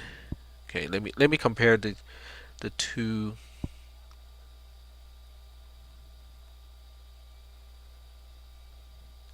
Okay, so they are the same. And there's a resource key to the link that worked, because mine does not have a resource key. Alright, so if I get a link from here, would it also have a resource key? So copy link and paste it again in the text channel. That one also has a resource key, so the resource key is the problem. Lisa, you're absolutely right. You found the reason why it's not working. Because the only difference is whether it has a resource key or not. And I can't change the quiz. I can change the quiz right now to use the new URL, but it's not going to be effective, because once you have opened the quiz, Canvas is strange in a way that once you open the quiz, you have a copy, you have a clone of the quiz already. So whatever update I make is not going to propagate to the clone that you already have. Yeah, that is really troublesome at multiple levels. All right, so I think we finally found the source of the reason. So good job, Lisa. It is odd, but you found it. You found the difference, because of the link. All right, so we got that problem resolved. I'm gonna change the quiz, just so that anyone who has not opened it yet would be able to use the correct link. But that is new to me. That's something that has not been this way in the past. All right, learn something new today. We need to send Lisa coffee if she drinks coffee.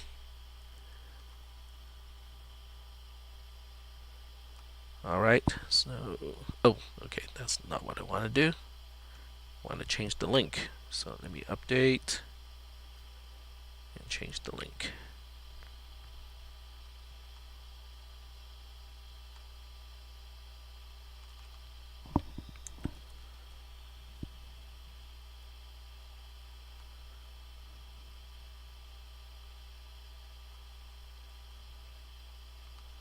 Alright, so there you go. Okie doke. I'm gonna send an announcement just in case some people missed this discussion. Other than that, I think we are ready to disconnect the voice channel and also the